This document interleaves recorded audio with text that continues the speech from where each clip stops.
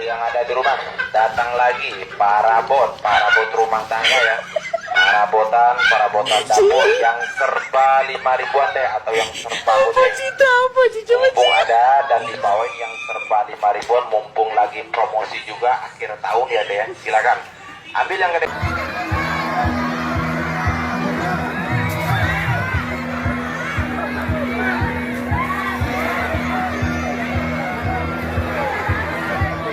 Jangan teknologi justru meningkatkan ketimpangan. Teknologi hadir untuk mensetarakan. Yang tertinggal bisa setara, yang terbelakang bisa sama-sama maju. Jadi misi kita ketika bicara tentang itu bagaimana jadi benar. Dan kita tidak berbicara tentang menerapkan teknologi, enggak, tapi kita berbicara tentang menyelesaikan masalah menggunakan teknologi. Sehingga bukan semata-mata menerapkan, tapi menyelesaikan masalah. Kadang-kadang kita sudah belajar ilmunya, karena kita belajar ilmunya, kita ingin terapkan ilmu kita. Jangan, kita lihat masalah di Indonesia apa, lalu kita gunakan ilmu yang kita miliki untuk menyelesaikan masalah yang kita hadapi. Itu misinya, itu gagasannya. Semoga Bung Wawan setuju. Yang kedua, Bilal, apa yang Anda katakan tadi itu benar. Indonesia sedang membutuhkan lebih banyak orang-orang yang amanah. Kita lebih banyak orang-orang amanah. Itu betul sekali, kita lagi butuh itu. Dan orang yang berada di dalam pemegang kewenangan tidak memandang kewenangan sebagai kegiatan usaha mencari keuntungan. Kalau jadi wali kota, ini bukan menjadi tempat mencari keuntungan sebagai wali kota. Jadi gubernur gitu, apalagi presiden. Di semua tempat. Seringkali sekarang ini memegang kewenangan dijadikan sebagai kesempatan untuk meningkatkan kemakmuran. Karena itu, kalau terjadi demosi, diganti, dianggap malapetaka. Kalau tidak menganggap pekerjaan di pemerintahan itu sebagai cara untuk meningkatkan kekayaan, maka terjadi rotasi, rileks saja. Tapi kalau itu dianggap sebagai cara meningkatkan kekayaan, itu masalah. Ini harus dikembalikan, yang tadi saya katakan tadi, kita perlu kembalikan orang-orang berintegritas, orang-orang terpercaya, orang-orang yang dipercaya. Kalau boleh saya sampaikan persamaan orang amanah. Kenapa kita butuh amanah? Amanah itu dibuat persamaannya bisa. Amanah ini kepercayaan bahasa Inggrisnya trust. Kepercayaan ya, bukan faith ya. Kalau faith itu keyakinan, ini kepercayaan. Trust sama dengan C plus I1 plus I2 minus SI. Itu rumusnya. Boleh diingat-ingat, tapi nggak keluar di ujian. T, trust. C, apa C itu kira-kira? Competence. Kalau nggak punya kompetensi, Anda percaya. Saya mau pinjam mobil, Pak Sarif saya mau pinjam mobilnya. Terus Pak Sarif tanya, Anies bisa nyetir nggak? Enggak. Kira-kira dipinjemin mobil nggak? Enggak. Competence. Nomor 2, I1, integrity. Punya integritas itu artinya apa? Integritas itu bukan jujur. Bukan jujur. Ketua perampok menceritakan tadi malam merampok macam-macam, dia jujur. Jujur. Tapi boleh nggak kita bilang dia berintegritas? Tidak. Berintegritas artinya dia jujur dan apa yang dikerjakan sejalan dengan ajaran agama, sejalan dengan kepentingan umum, sejalan dengan kemaslahatan orang banyak. Itu namanya integritas. Itu I1. I2? Apa I2? Income, bukan income. Intimacy. Kedekatan. Kedekatan. 3 itulah yang membuat namanya amanah itu. Jadi kalau lihat orang seperti Bung Hatta, Bung Karno, Anda akan melihat kompetensinya ada. Betul tidak? Integritasnya ada. Intimasi ada, dekat sama rakyat. Nah, pengurangnya ada satu nih. Apa pengurangnya nih? Self interest, kepentingan pribadi. Hari ini Bung Bilal yang kegedean itu namanya SI. SI-nya kegedean. Karena itu skor trustnya rendah, kompetensinya tinggi. Tadi Anda sebutkan kompetensi tinggi, integritasnya rendah, kedekatannya Belum tentu. Mungkin kedekatannya artifisial, self interestnya tinggi. Dan sudah, nilai kepercayaan rendah. Jangan sebut angka itu lagi.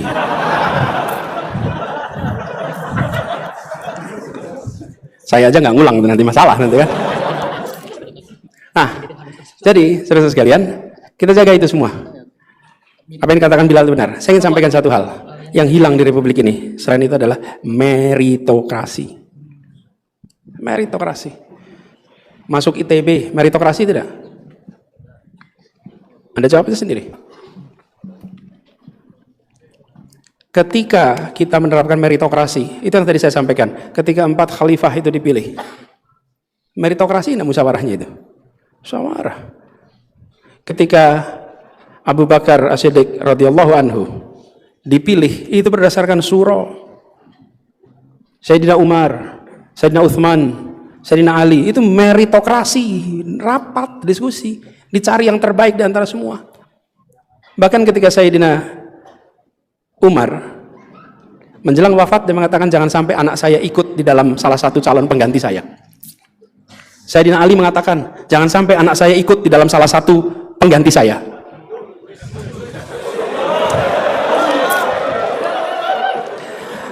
Waktu itu belum ada MK. Ya.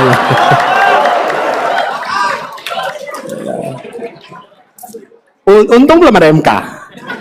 Waktu itu dikatakan jangan sampai anak saya menjadi salah satu. Jangan. Anda pilih semuanya, meritokrasi. Itulah sebabnya kenapa kita harus jaga. Tapi juga jangan kalau ada yang berprestasi hanya karena dia anaknya lalu dihambat. Kalau dia berprestasi hanya karena dia keponakannya dihambat, jangan juga. Kalau meritokrasi artinya tidak dipandang. Walaupun dia anak, walaupun dia keponakan, kalau baik adalah baik, kalau tidak adalah tidak. Saya pernah dengar cerita rekrutmen di sebuah kementerian luar negeri. Ada salah satu anak pejabat tingginya mendaftar. Salah satu pejabat paling tinggi di kementerian itu. Di kementerian luar negeri. Mendaftar menjadi diplomat. Dan anaknya, karena ayahnya adalah diplomat karir, anaknya bisa lebih dari 2 bahasa. Daftar dan tidak lolos. Dan ketika tidak lolos, semuanya bangga. Bukan bangga karena dia nggak lolos, bangga karena ada sistem meritokrasi. Dia ujian lagi tahun berikutnya, ujian lagi waktu berikutnya. Itu menunjukkan bahwa nggak mau ada hengki-pengki. Republik ini akan maju kalau ada itu. Meritokrasi. Tadi saya katakan, untuk masyarakat kebebasan berbicara, kesetaraan diperlukan, untuk pengelolaan diperlukan meritokrasi. Karena meritokrasi itulah yang buat kita jadi percaya. Ada kompetensi, ada integritas, ada kedekatan. Zahwa.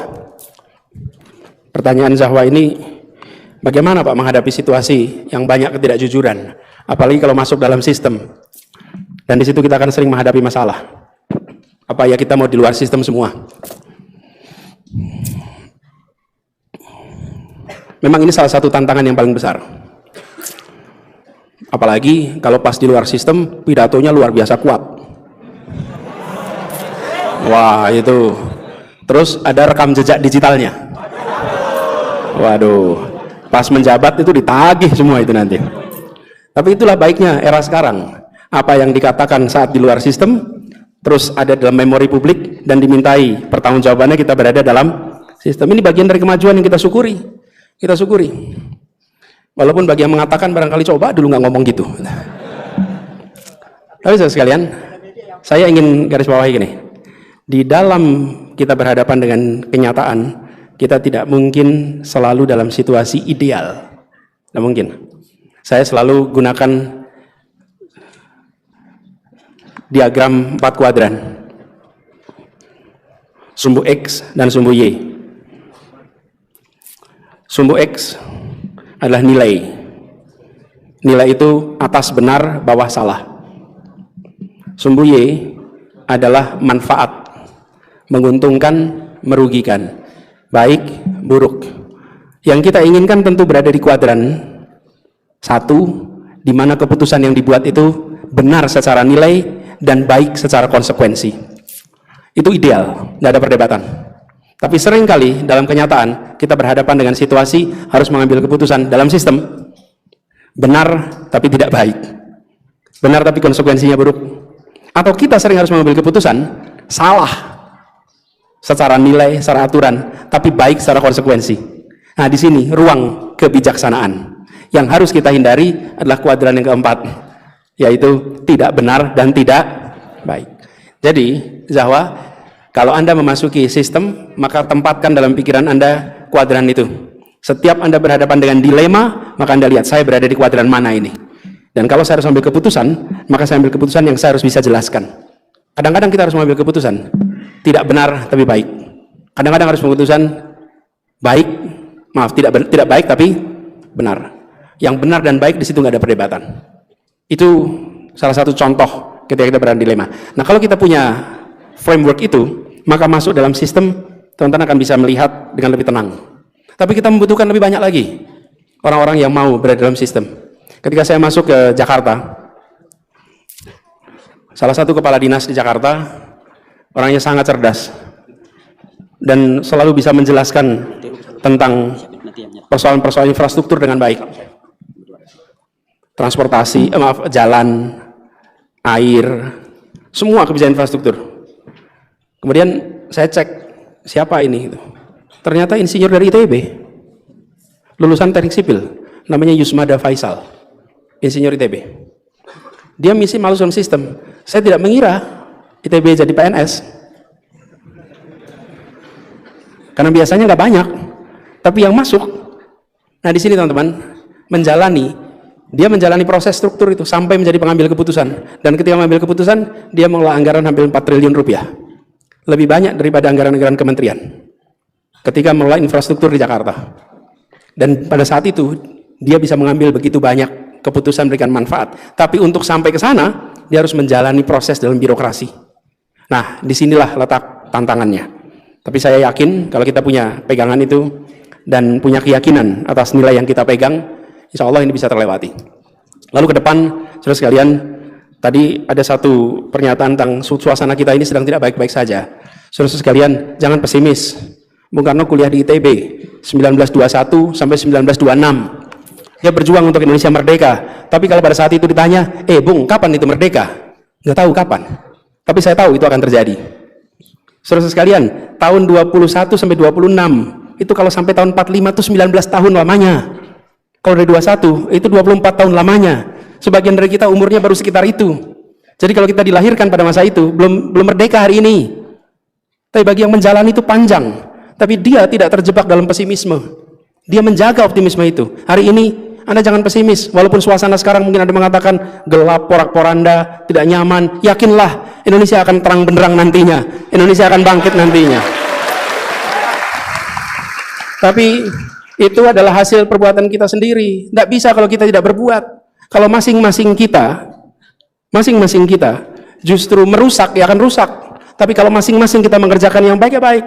La yughayyiru ma biqaumin hatta yughayyiru ma bi anfusihim. Allah tidak akan mengubah nasib kecuali umat itu sendiri mengubahnya, kita semua ini. Jadi maksud saya, ya kritik yang keras, tapi jangan juga di sisi lain kita diam dan tidak berbuat. Karena perbuatan baik kita di wilayah masing-masing secara akumulatif akan menghasilkan kebaikan untuk Republik ini. Itu yang kita butuhkan. Apalagi di bulan puasa seperti sekarang ini. Ini adalah masanya untuk kita bisa menjaga. Jadi saudara sekalian, kita jaga optimisme itu. Kita jaga optimisme itu. Termasuk saya juga ikut menjaga optimisme itu. Kita yakin bahwa mudah-mudahan demokrasi kita akan bisa lebih baik ke depan. Dan kalau demokrasi lebih baik artinya apa? Kalau Anda ketemu pemimpin yang baik, maka pilih lagi.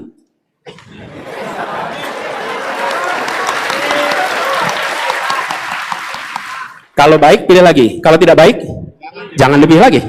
Simple. Dengan begitu, kita akan bisa mendorong untuk kemajuan. Dan pemimpin itu semua level ya. Kadang-kadang begitu kata pemimpin, langsung seluruhnya level nasional saja.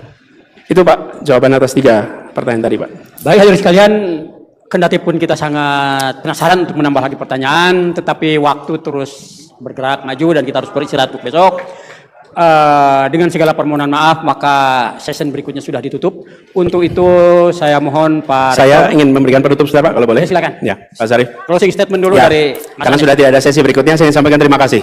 Saya kembali ke ITB ini diantar 2 alumni ITB, Bung Widi Aswindi, ini dulu tokoh gerakan mahasiswa tahun 98 dari ITB. Boleh beri dong Bung Aswindi. Nah ini. Dan satu lagi Heri Darmawan, Ini Heri Darmawan adalah presiden ITB pada masanya. Sempat menjadi pengajar muda, ditugaskan di Kapuas Hulu, Kalimantan Barat. 1 tahun di tempat tidak ada sinyal telepon, tidak ada listrik, dan saya salut karena ITB berhasil mendidik anak-anak untuk mau berada di tempat-tempat yang sulit di pelosok negeri. Sudah saya, sama Prof. Sulfikar Amir, ini dia namanya Sulfikar Amir. Alhamdulillah, beliau sekarang menjadi profesor di NTU, masih konsisten di bidang itu. Wintang, ini alumni ITB yang bekerja bersama. Mudah-mudahan kita semua bisa menjaga silaturahmi kita. Pesan terakhir saudara sekalian, sebelum ditutup, saya ingin berharap pada semuanya, mari kita jaga kemampuan berpikir kritis kita, jaga optimisme kita, dan jangan menjadi pribadi yang takut mengungkapkan pikiran. Jangan sampai rasa takut itu membuat kita tidak ambil tanggung jawab untuk Republik ini. Tunjukkan keberanian mahasiswa, bahwa mahasiswa adalah pribadi-pribadi yang berpikiran bebas, yang punya tanggung jawab atas negeri ini, dan akan terus mengirimkan pikiran-pikiran untuk kemajuan, menjaga demokrasi. Insya Allah dari kampus ini pesan untuk menjaga demokrasi itu akan bergaung ke seluruh Indonesia. Pada pengurus Salman saya sampaikan terima kasih atas kesempatan diskusinya, dialognya. Pak Rektor terima kasih. Insya Allah perjumpaan kita menjadi perjumpaan berkah bagi semuanya. Assalamualaikum warahmatullahi wabarakatuh. Halo teman-teman, berjumpa bersama saya di Politik Dangi. Ya sangat lucu bin ajaib ya, guru dan murid sama saja kelakuannya teman-teman. Kenapa?